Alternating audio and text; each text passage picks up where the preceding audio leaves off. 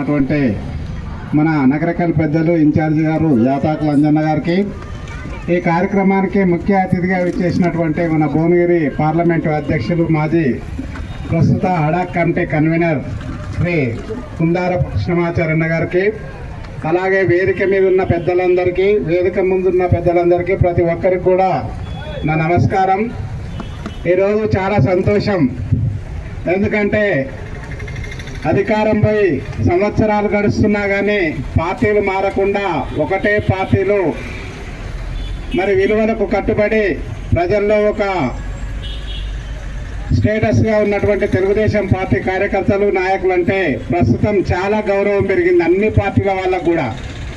మనకే కాదు, ప్రతి పార్టీలో కూడా తెలుగుదేశం పార్టీలో ఉన్నటువంటి ప్రస్తుతం ఉన్నటువంటి నాయకుల గురించి, కార్యకర్తల గురించి ప్రతి గ్రామాన చర్చ జరుగుతుంది.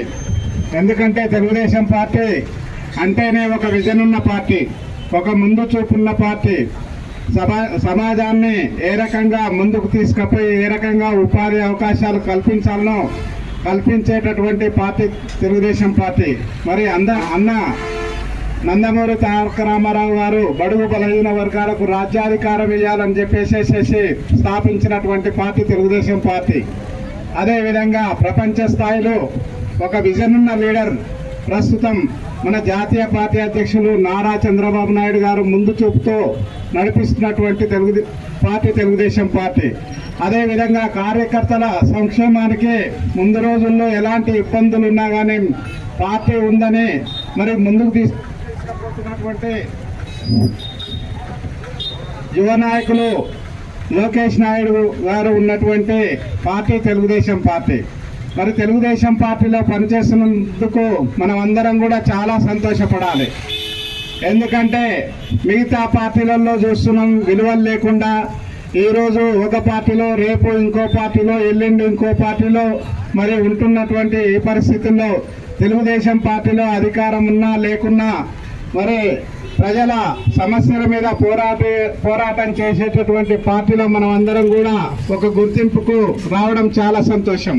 ఒక సంవత్సరం కింద వరకు అసలు మనల్ని చూసి చాలామంది హేళనగా మాట్లాడిన రోజులు కూడా ఉన్నాయి.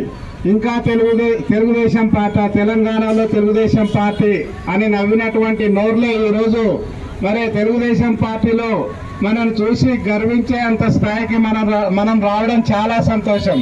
ఎందుకంటే తెలంగాణలో ముందు రోజుల్లో తప్పకుండా తెలుగుదేశం పార్టీ మళ్ళా పూర్వ వైభవం సంతరించుకుంటుంది.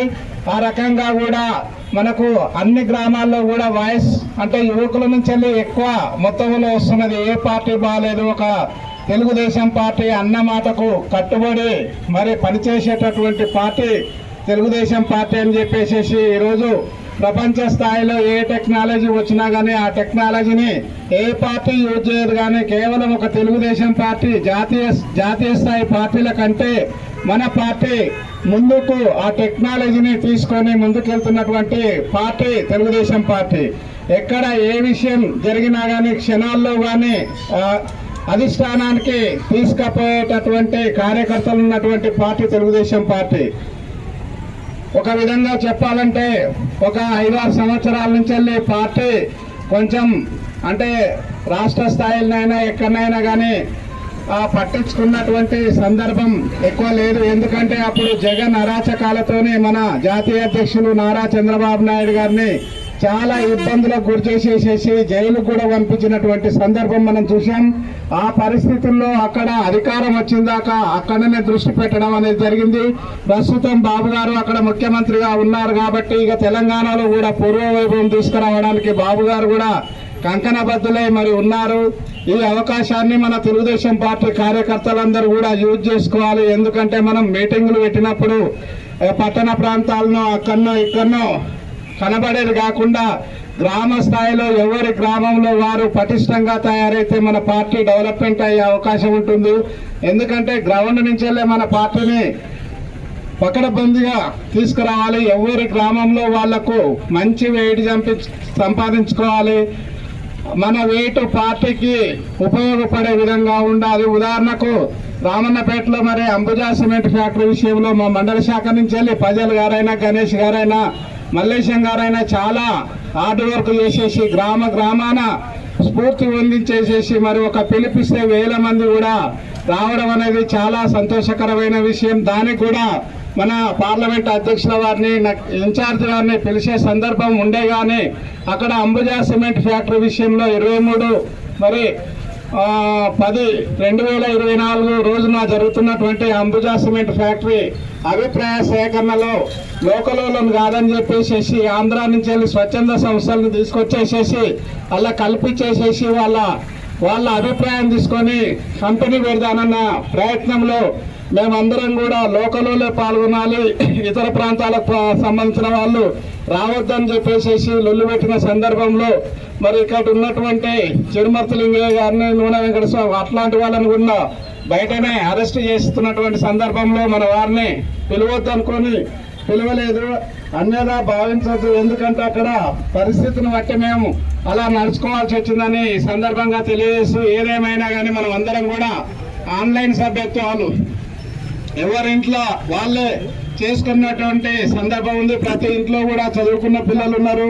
మరి సభ్యత్వం చేసుకుంటే ఒక 5 లక్షల ఇన్సూరెన్స్ తో పాటు మట్టి ఖర్చులకు ఏమైనా ప్రమాదం అట్లాంటివి జరిగితే, ఆకస్మిక మరణాలు జరిగితే ఒక 10,000 రూపాయలు ఎమ్మటే రావడం, చదువుకున్న పిల్లలకు స్కిల్ డెవలప్మెంట్ తో పాటు ఉద్యోగాలు ఇప్పించే అవకాశం పేదవారి విద్యార్థులు ఉంటే మరి వారిని కూడా ఆర్థికంగా ఆదుకునే అవకాశాలు ఉన్నాయని చెప్పేసి మరి పార్టీ నుంచి ప్రకటించడం. అదే సందర్భంలో ఆంధ్రప్రదేశ్లో కూడా మన గవర్నమెంట్ ఉంది కాబట్టి ఖచ్చితంగా ఈసారి ఏదేమైనా కానీ ఏ సమస్యనైనా పార్టీ దృష్టికి తీసుకుపోయి ప్రయత్నం చేసి అన్న కృష్ణమాచార్య సహకారంతో ప్రతి విషయం కూడా పార్టీ దృష్టికి తీసుకుపోయే ప్రయత్నం చేస్తామని సందర్భంగా తెలియజేసుకుంటూ ముగించుకుంటున్నాను.